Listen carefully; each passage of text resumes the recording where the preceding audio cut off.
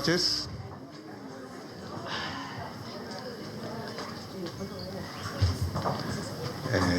Esta noche vamos a presentar el libro Plateros y Saberes Andinos, el arte orfebre en los siglos XVI y XVII, de la doctora Luisa Vetter Parodi. Para empezar la ceremonia tenemos unas palabras de saludo del presidente de la Academia Nacional de Ciencias, doctor Abraham Weisberg Bolla. Señores miembros del Consejo Directivo de la Academia Nacional de Ciencias, doctor Gustavo González Rengifo, vicepresidente, doctor César Vidal, tesorero, doctor Balqui, vocal, doctor Roger Guerra García, past president de la Academia Nacional de Ciencias, doctora Luisa María Vetter Parodi, doctora Ruth Shadi, vocal también de la Academia Nacional de Ciencias, en realidad presentadoras del libro, miembros de la Academia, amigos todos.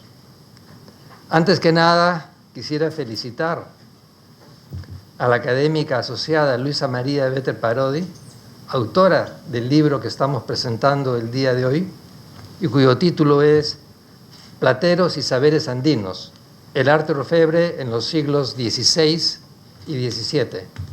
La presentación de este libro es la culminación de un esfuerzo de investigación de muchos años. Para quienes no lo saben, la Academia Nacional de Ciencias fue fundada el 6 de agosto de 1938 por un grupo de 35 distinguidos científicos peruanos y su primer presidente fue el doctor Godofredo García. Se creó para promocionar la investigación científica y la difusión del conocimiento científico. Fue en 1939 cuando fue reconocida por el gobierno peruano por un decreto supremo. Entre sus fines estaba de promover el desarrollo de las ciencias y sus aplicaciones, de modo de contribuir al incremento de los conocimientos y que estos sean útiles para satisfacer, en particular, las necesidades de la sociedad peruana. También debe fomentar la excelencia en la enseñanza de estudios de las ciencias a todo nivel. Por ello, la Academia tiene una serie de actividades en las cuales la idea es ir mejorando a nuestros profesores, incluso a nivel de colegios. El doctor César Carranza y últimamente Carla González y Hugo Flores forman una parte importante de este quehacer. También la Academia debe auspiciar las publicaciones de calidad científica y tecnológica. La divulgación de la ciencia es importante. La ciencia que no se divulga no enriquece el conocimiento. El libro que estamos presentando el día de hoy es una prueba de que estamos cumpliendo con este fin. Además, la Academia también debe estimular la interacción de los científicos peruanos residentes en el Perú con sus similares residentes en el extranjero y fomentar la cooperación entre los científicos del Perú y los de la comunidad científica internacional. Debe fomentar también la participación real de la mujer en los programas de educación científica y en actividades científicas a todo nivel. Esto, como he dicho en el pasado, va bien encaminado. El sexo fuerte ya está dominando en las aulas, pronto va a dominar en los laboratorios y en otras partes. Quiero terminar felicitando nuevamente a Luisa María Vetter Parodi por la publicación de esta obra y en todo caso agradecer la presencia de todos ustedes que enaltecen esta reunión. Gracias.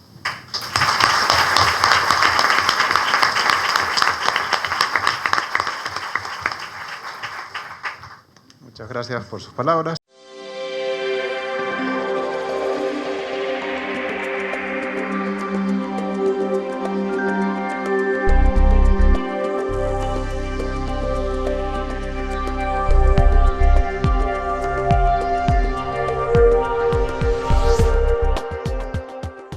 A continuación, va a haber una presentación de parte de la doctora Ruth Shadi Solís, que es una de las científicas peruanas más reconocidas, sobre todo conocida por ser directora del proyecto en Caral.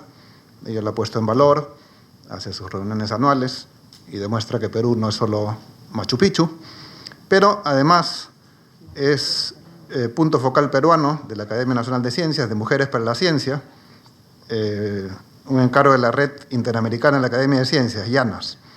En ese sentido, realiza talleres para mujeres científicas. Creo que hay muchas de las mujeres científicas de esos talleres en esta aula. Entonces, me parece que todos la conocen. Entonces, le cedo la palabra para que haga la primera parte de la presentación. Doctora Ruth Shadi.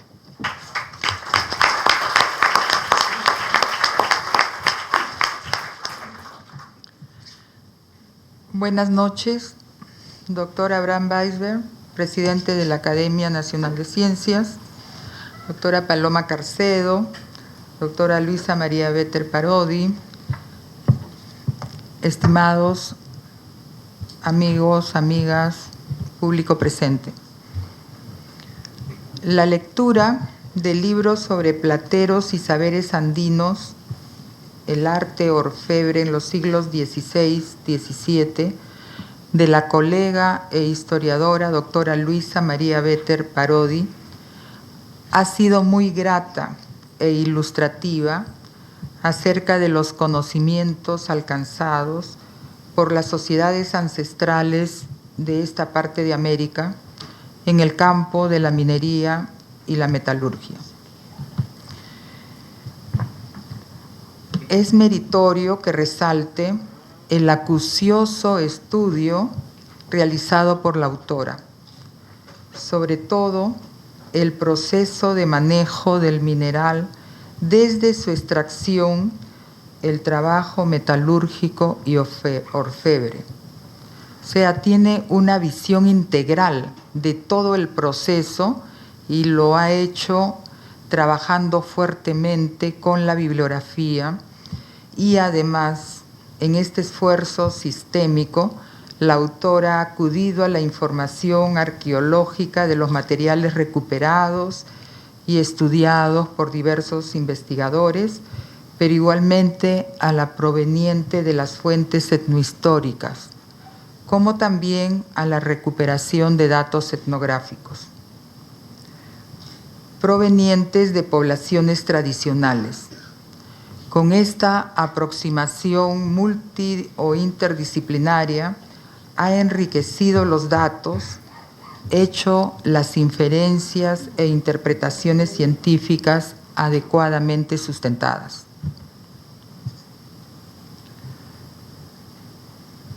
A través del libro encontramos evidencias que las sociedades antiguas alcanzaron alto grado de conocimientos en diversos campos,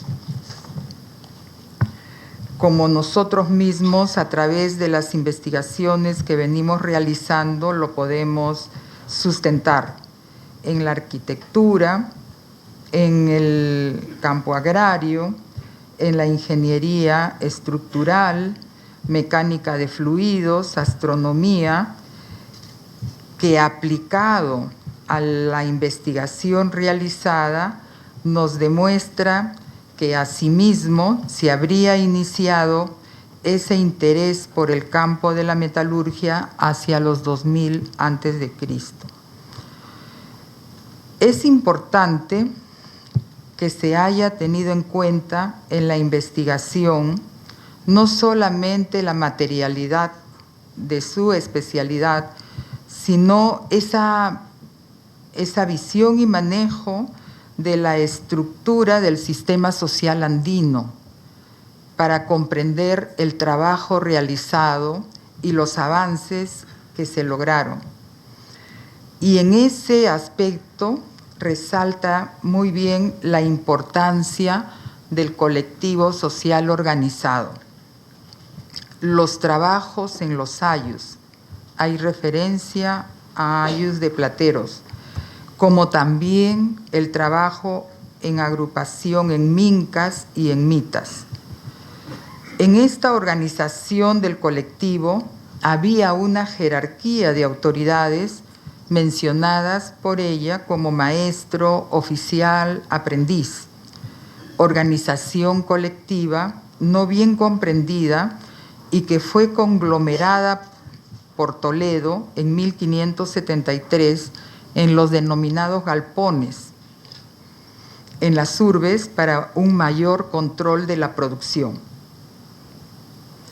Es interesante hacer mención a la especialización social, cuando hace la referencia que en la provincia y Valle de Jauja, por ejemplo, muchos oficiales habían de todos los oficios. Se está refiriendo a esa organización de maestro, oficial y aprendiz. Entonces dice oficios no solamente pues en la metalurgia, habían en sastres, zapateros, silleros, carpinteros, olleros, plateros, y ni qué decir de las otras especialidades que nosotros venimos también recuperando desde que se forma la civilización y la organización de las sociedades se complejizan.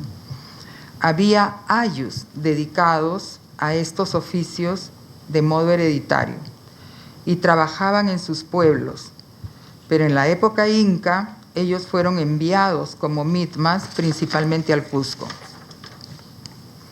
Se destaca en la obra las tecnologías compartidas entre los actuales países de Perú, Ecuador y Bolivia, naciones que en el pasado estuvieron vinculadas estrechamente por el interés en el intercambio de esa megadiversidad que nos caracteriza como países. Pero además, en esa interacción, el conocimiento aplicado habría sido otro de los resultados de la relación intercultural. Relaciones que al parecer también se extendieron a países como México, Panamá y Costa Rica, como indica la autora.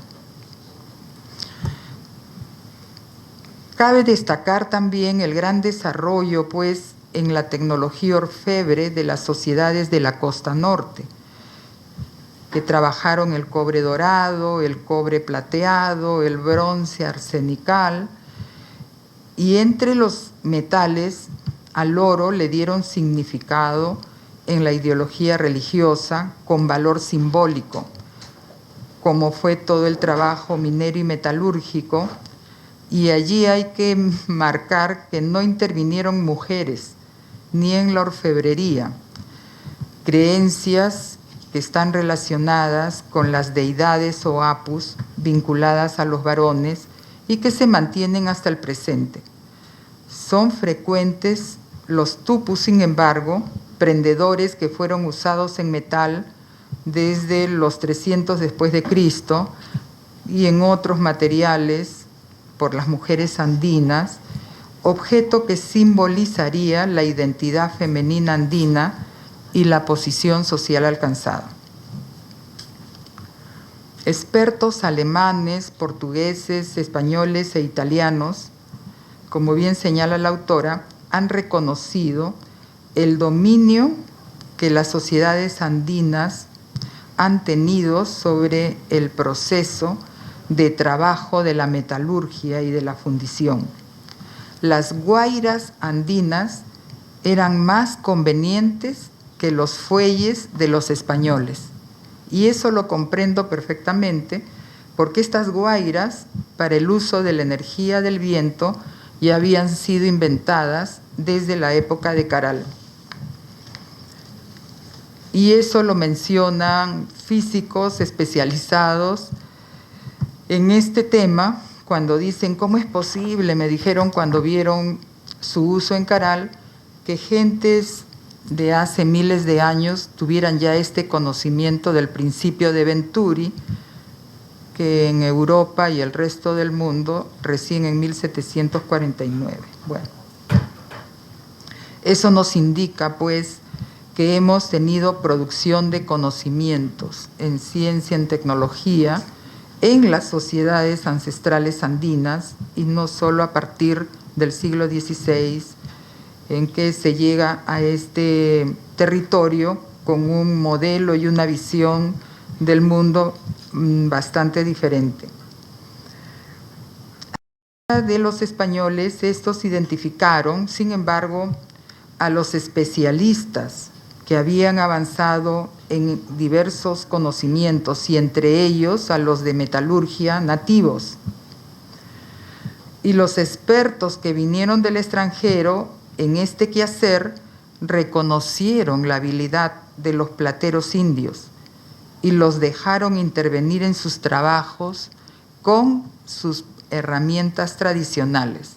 Eso es bien interesante. No los obligaron a adaptar las herramientas que ellos habían traído, sino que reconocieron su habilidad y por tanto el trabajo que ellos habían estado realizando. Si bien no aplicaron el hierro en el pasado, en las sociedades ancestrales, los objetos trabajados estuvieron más bien relacionados con otros aspectos de la vida, como son los religiosos, ceremoniales y suntuarios.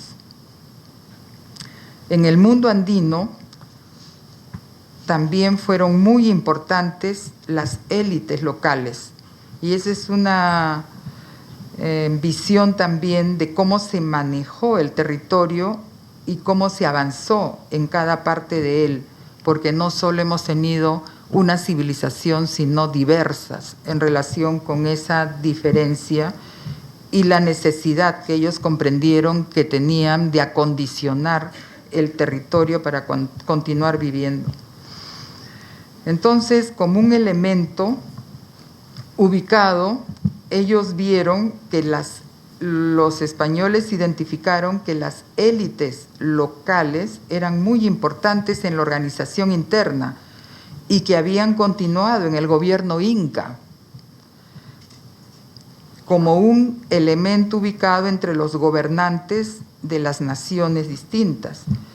Por tanto, gracias a su intervención y control en la vida social, política y económica y religiosa de sus comunidades, ese colectivo social organizado podía ejecutar y realizar toda la diversidad de obras de beneficio compartido.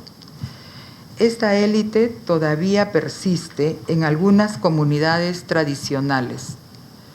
Hace pocas semanas hemos estado en Tupicocha, que es una comunidad muy cercana acá, a Chosica, y hemos visto el cambio de autoridades de las parcialidades.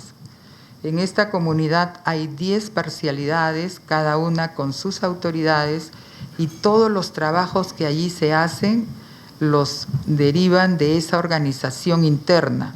Y la siembra del agua, creando un río subterráneo en una época como la actual, en que vemos y avisoramos cambios climáticos y modificaciones, y como ha habido en el pasado, sequías que han afectado la vida de las sociedades, es muy interesante cómo por ello quizás debiéramos nosotros promover reflexiones para recuperar una organización interna social que garantiza el trabajo compartido y el beneficio también, por tanto, para todos. Bueno, no quiero hacerlo más extensivo. Reitero mi reconocimiento y felicitación a Luisa Vetter por tan importante aporte al conocimiento de los logros alcanzados por las sociedades ancestrales en el campo de la minería y la metalurgia, por esa visión integrada de manejar la información interdisciplinaria y por todos esos resultados de la investigación que nos son necesarias en el presente para mejorar nuestra autoestima social en el Perú. Asimismo, expreso mi reconocimiento al Centro de Estudios Regionales Andinos Bartolomé de las Casas y a nuestra Academia Nacional de Ciencias por su contribución para la difusión de esta importante obra. Muchas gracias.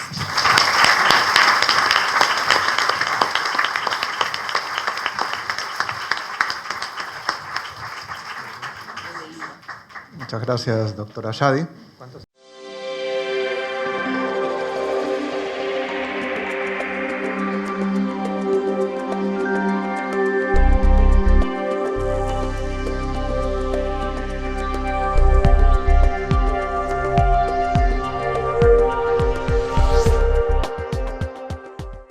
A continuación, viene la segunda parte de la presentación de parte de la doctora Paloma Carcedo de Mufarech, doctora de Historia del Arte por la Universidad Complutense de Madrid, en España, magíster en Museum Studies por la Universidad de Nueva York, en Estados Unidos, y fue profesora en la Cátedra de Metalurgia Andina en la Pontificia Universidad Católica del Perú, ha sido mi colega, donde fue docente hasta el año 2007. Ha ocupado varios cargos públicos en el Ministerio de Cultura de Perú, en la Municipalidad Metropolitana de Lima, en la Biblioteca Nacional del Perú. Ha escrito varios libros y numerosos artículos vinculados al estudio, la investigación de la metalurgia y orfebrería precolombina andina. Actualmente es coordinadora del área de Historia de la Arquitectura de la carrera de Arquitectura en la Universidad de Lima. A continuación, las palabras de la doctora Carcedo.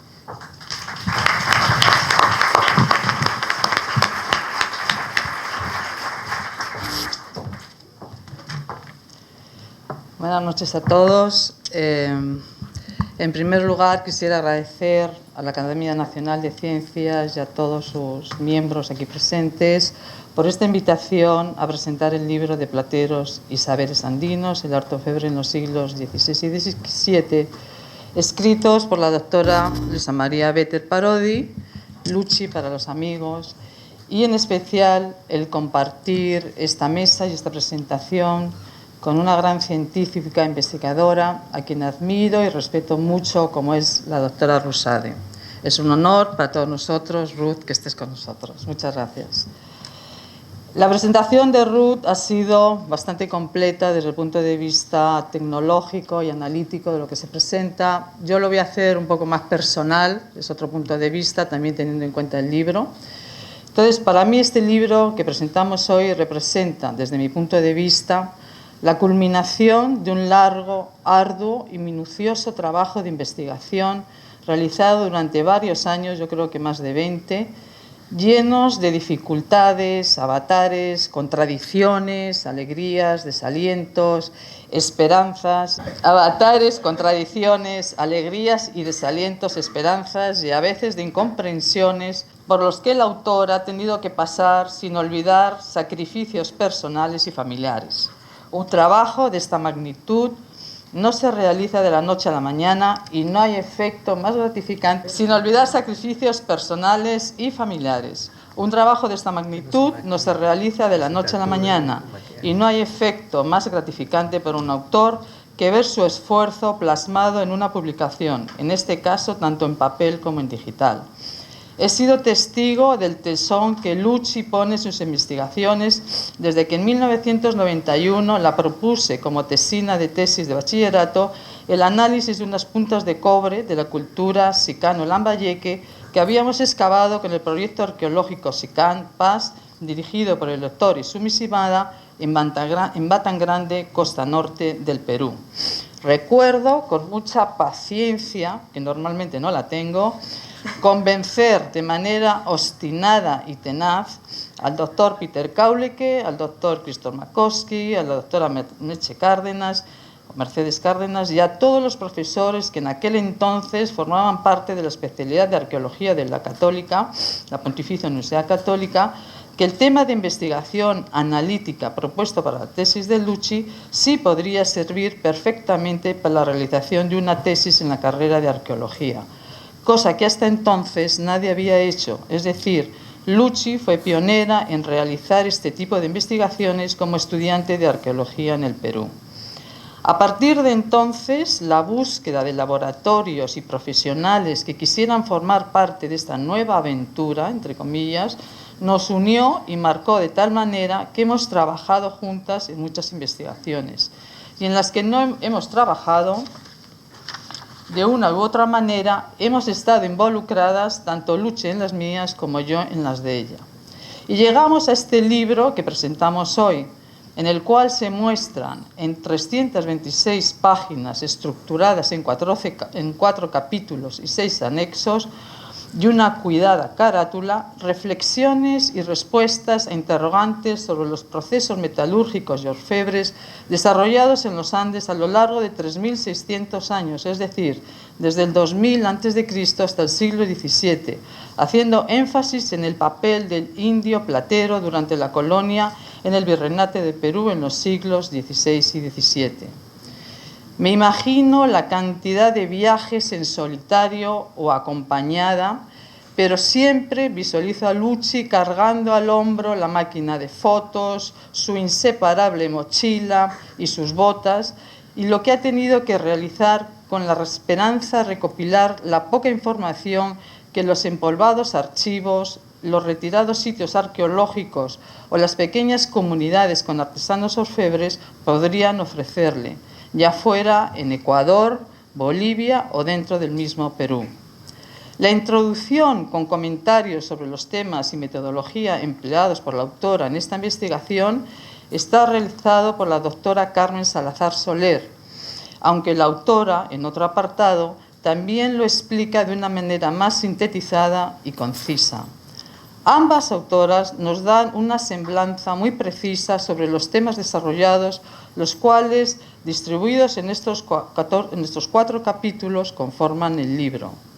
Es decir, entramos en la minería, metalurgia y orfebrería en la época prehispánica a través del capítulo 1, el platero indio en la colonia en el capítulo 2, plateros y herreros, cambios en el uso del metal en los objetos en el capítulo 3 y por último en el capítulo 4 nos deleita con un estudio antropológico y analítico dedicado a los plateros indios del Cuzco, exponiendo de manera detallada y con fotografías tomadas por la propia autora cómo hoy en día se realiza la técnica del vaciado entre los orfebres de la comunidad de San Pablo de Canchis, dirigidos por el gran maestro orfebre Yamauta Gregorio Cachi Palomino, uno de los pocos que aún está vivo.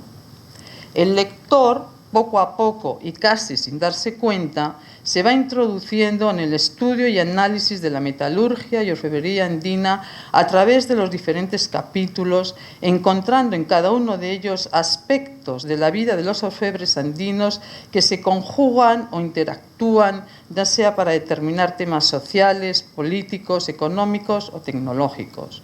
Por ello, es fundamental hacer hincapié en que este libro, además de ser el resultado de una investigación seria y rigurosa, muestra un trabajo académico pluridisciplinario o interdisciplinario en donde la arqueología, arqueometalurgia, historia, etnohistoria e incluso la paleografía son las herramientas fundamentales utilizadas para introducirnos en el mundo de los plateros del siglo XVI y XVII.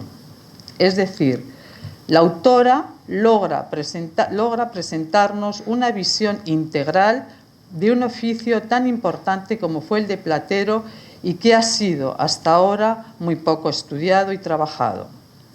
Hay que resaltar también la clara estructura en que ha sido diseñado cada capítulo, la cuidada diagramación del libro y la interesante selección de fotografías que permiten que la lectura sea amena, fluida y placentera, a pesar de la gran cantidad de datos e información que proporciona. No hay nada más aburrido y tedioso que una lectura llena de datos inconexos que no llegan a ninguna conclusión. Pero quizás el capítulo que más me ha intrigado y el que más curiosidad me ha dado ha sido el dedicado a los plateros y herreros. Entender cómo el platero precolombino andino, acostumbrado a una normativa estricta política, económica y religiosa, con la venida de los europeos, tiene que cambiar no solo a trabajar nuevas formas de objetos, nuevos significados y nuevas representaciones iconográficas, sino que tuvo que asimilar y aprender rápidamente nuevos materiales como el hierro, tan necesario para las herraduras de los caballos o las armaduras, para que estas nuevas gentes que arribaron, con la dificultad que esto debió de traer consigo para los artesanos. En este punto, creo yo, queda plasmado la incansable capacidad del hombre, en este caso de la población indígena andina, que para sobrevivir, y en este caso al sistema colonial, supo adaptarse a las nuevas tecnologías, creando nuevos oficios como el de herrero, entre comillas. Esta capacidad de reciclaje y coraje a la vez, por sobreponerse a la adversidad, la seguimos viendo hoy en día en nuestra población andina. Pero no solamente en los capítulos en estos cuatro capítulos, la lectura se hace amena e intensa, sino también en los 7 anexos que acompañan el texto, en donde un lector meticuloso y acuicioso en la búsqueda de datos encuentra los testimonios más curiosos. Por ejemplo, en los nombres de plateros indios, mestizos y criollos, vemos cómo se repiten apellidos, familias o cómo se especifican de dónde son, sus lugares de origen, si son vecinos o residentes, dónde trabajan, si es un oficial, un maestro o un simple platero. En algunos casos se señala hasta la edad que tienen, o si es un indio principal o de un lugar o no, de quien es, o si es un nieto legítimo, entre comillas, o si sabe escribir o no. Es decir, a través de estos datos podemos inferir estratos sociales, culturales, económicos, relaciones de parentesco, etc.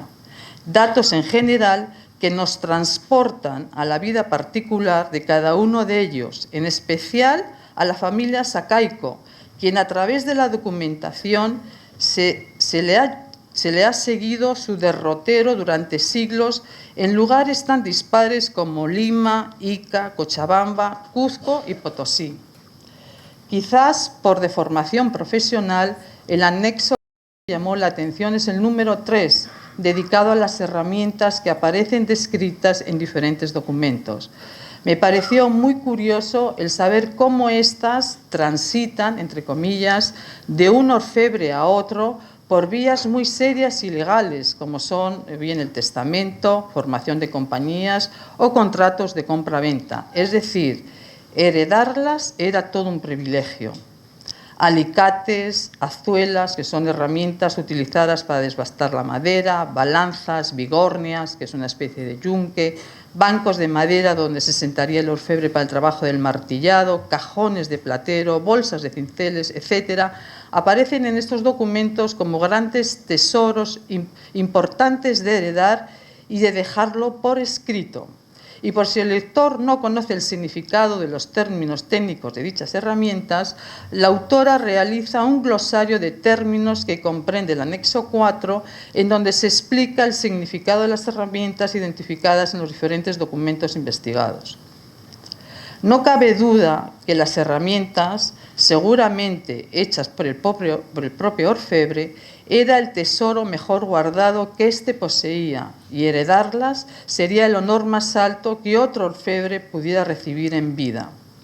Esta misma estructura se manifiesta en los anexos 5 y 6, en los que se identifican piezas de plata de uso tanto ornamental, suntuario o eclesiástico como utilitario, pertenecientes a los siglos XVII y XVIII, las cuales son citadas tanto en los inventarios de bienes eclesiásticos como en testamentos de maestros plateros. Aquí también la autora realiza un glosario de términos de los objetos de plata identificados, el cual forma parte del anexo número 6. Y por último, pero no menos importante, el anexo número 7 muestra los resultados de los análisis de composición química elemental realizada por fluorescencia de rayos X de 41 objetos encontrados en diferentes temporadas de trabajos de campo en la iglesia de Piura la Vieja o San Miguel de Piura, la primera iglesia fundada por los europeos en territorio peruano en el segundo poblado de San Miguel de Piura entre los años 1534 y 1575, y fue también la primera ciudad española instaurada en América del Sur y fundada por Francisco Pizarro.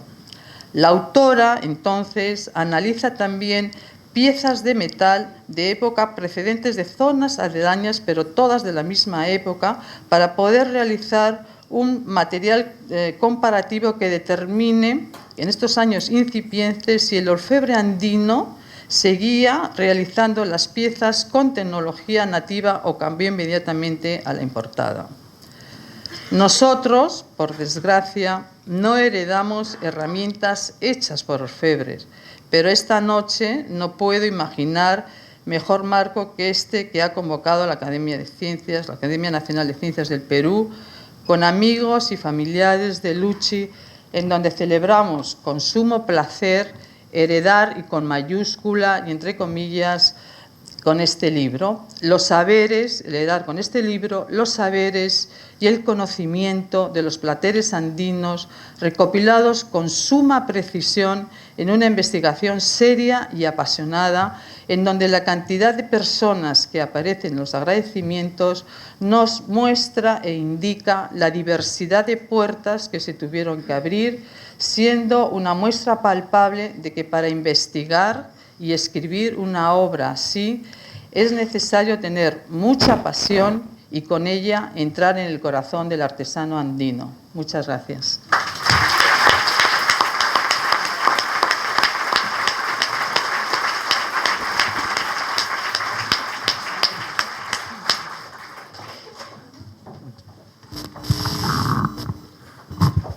Muchas gracias a la doctora Paloma Carcedo.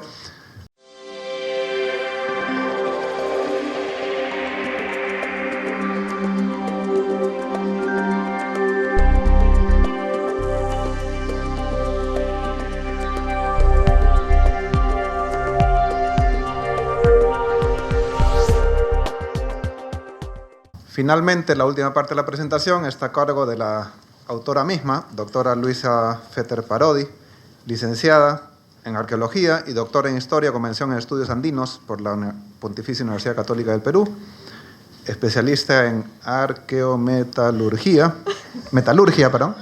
y arqueometría, docente de la misma Universidad Católica y en la Universidad de San Marcos para el curso de Metalurgia Antigua, y recientemente ha sido designada directora general de la Dirección General de Museos del Ministerio de Cultura, y también ha ganado, sus colegas están acá si no me equivoco, y también ha ganado el premio L'Oréal UNESCO Concitec por las mujeres en la ciencia el año pasado. Con ustedes, la autora del libro.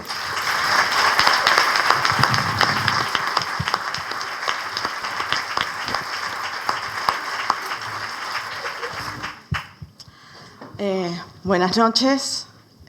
Doctor Weisberg, presidente de la Academia Nacional de Ciencias, doctora Ruchadi, doctora Paloma Carcedo, amigos, familiares, colegas. Para mí es un honor tenerlos aquí presente. La verdad que no me esperaba tanta gente. Y bueno, me dejo un poco muda las dos presentaciones, las cuales de verdad agradezco en el alma. Y empiezo diciendo que este libro es producto efectivamente de años de estudios sobre los metales, la tecnología que se usó para la elaboración de las piezas que llenan nuestros museos y que provienen de excavaciones arqueológicas o como parte de colecciones. Y por supuesto del personaje que está detrás de dicho trabajo, es decir, el orfebre, como se le conoce en época precolombina, o el platero, como se le denomina en los documentos coloniales. En un principio, mi interés se centró en la etapa anterior a la conquista europea, pero con los años fue preciso cruzar esa frontera de 1532, ya que los personajes continúan, aunque, como es natural, la tecnología, formas e iconografía varían. La arqueología de por sí, y lo saben muchos de los colegas que se encuentran aquí presentes, es insuficiente para entender estos procesos. Por eso es que en esta publicación se observará el rol de otras disciplinas, como la historia, la antropología y la arqueometría, la cual engloba las ciencias naturales, las ciencias físicas, para lograr un entendimiento cabal de los procesos tecnológicos y de los personajes que los llevaron a cabo. Dicho eso, me gustaría pasar ahora a los agradecimientos, donde mencionaré a algunas personas e instituciones, ya que la larga lista que se encuentra en el libro, y ustedes la podrán observar, me llevaría, creo yo, toda la noche mencionar a cada uno de ellos. Empezaré agradeciendo nuevamente a las presentadoras de esta publicación, a la doctora Ruth Shadi, le agradezco muchísimo sus palabras, y, como no, a mi maestra, a quien me involucró en este largo camino de los metales, Paloma Carcedo. Realmente te agradezco, Paloma, por participar en esta pasión que nos apasiona a las dos.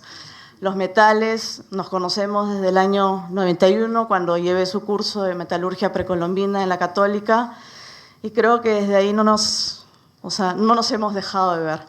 Nuestros esposos son testigos de eso, hemos viajado juntas, hemos investigado juntas, y como bien ella ha dicho, hemos publicado juntas. Quiero agradecer así también a la Academia Nacional de Ciencias y al Centro Bartolomé Las Casas de Cusco por apoyar esta publicación. Quien ha tenido esta experiencia sabe lo difícil que es conseguir auspicios para este menester. A la Pontificia Universidad Católica del Perú, institución que hizo posible este trabajo al otorgarme la beca Huiracocha en el 2011, y acá el doctor Marco Curátola presente, quien fue coordinador justamente del programa de estudios andinos, donde realicé el doctorado de historia, y hizo posible justamente que me otorgaran esa beca. El libro se basa en mi tesis de doctorado en historia con mención en estudios andinos, como he mencionado, y fue dirigida por Carmen Salazar Soler, quien con paciencia y mucho interés revisó el manuscrito y ha escrito, como ya lo mencionó la doctora Carcedo, la presentación, cuyos comentarios también en dicha presentación han sido siempre acertados. Al igual, el ya fallecido padre Jeffrey Kleiber también estuvo muy atento a mis avances en este trabajo. Al ser una investigación que involucraba 3 países, Ecuador, Bolivia y Perú, era muy difícil hacerlo sola. Para ello conté con la ayuda de colega, amigo, Sergio Barraza, quien con entusiasmo me acompañó en los múltiples viajes que fueron necesarios para visitar cada uno de los archivos. Mi agradecimiento por su invaluable ayuda y aporte profesional. Han sido numerosos los archivos consultados en los 3 países que involucran esta investigación. En cada uno de ellos fuimos recibidos con muy buena disposición, lo cual agradezco.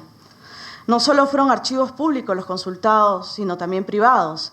Tal es el caso, por ejemplo, del archivo de la familia de José Carlos Delgado, de quien no solo me facilitó los documentos, sino fotografías de la hacienda en Conchucos, que fuera propiedad de su familia, y las piezas de la capilla de dicha hacienda. Mi agradecimiento a él también. Parte importante de esta investigación fueron los análisis arqueométricos que ayudaron a determinar tipos de tecnologías usadas por los distintos orfebres. Para este propósito tuvimos la invaluable ayuda de colegas amigos. Quiero expresar mi especial agradecimiento a la doctora Susana Petrick, que en ese momento pertenecía al Laboratorio de Datación de la Facultad de Ciencias de la Universidad Nacional de Ingeniería, UNI, al magíster Jesús Ruiz, del Materials Technologies Laboratory en ese momento, a la doctora María Filomena Guerra, colega y amiga portuguesa, quien en su estadía en el Perú colaboró conmigo justamente para el análisis por FRX del material de hierro. Ella pertenece al laboratorio del Museo del Louvre en Francia.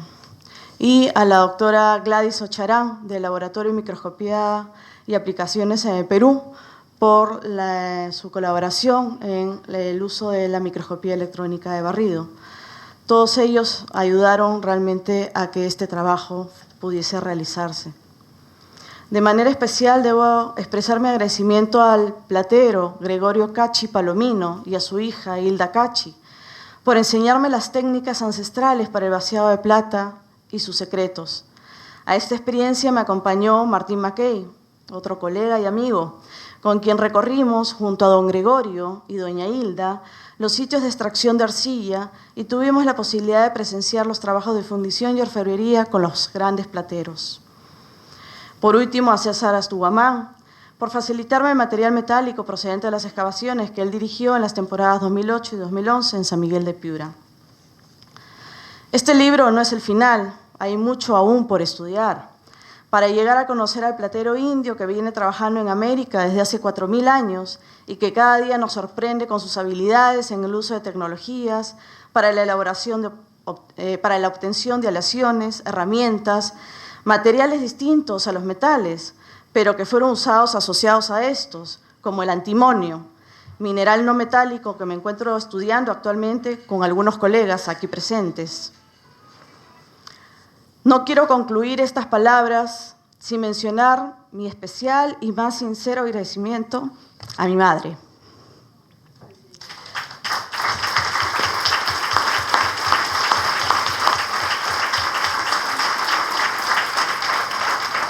Lucha Parodi, quien siempre me empujó a seguir en este camino de la arqueología. A mi esposo, Rafael Doig, y a mi hijita, Luchita, quienes me acompañan en este interés académico.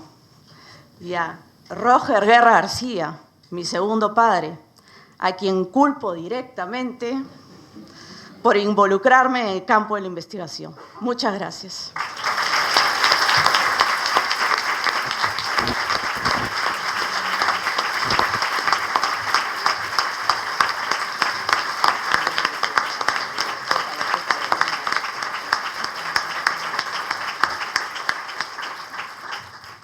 Bueno, eso ha sido todo en cuanto a presentaciones. Muchas gracias por la numerosa asistencia. Normalmente la academia no reúne a tanta gente. Muchas gracias, Luchita, se puede decir Luchita, por reunir tanta gente para nosotros. Le invitamos afuera, hay un vino de honor y además pueden comprar el libro acá en la entrada, lo han visto, a 65 soles. A partir de mañana cuesta 80 en la librería Ibero. Y en el Centro Bartolomé de las Casas en Cusco. Muchas gracias, buenas noches.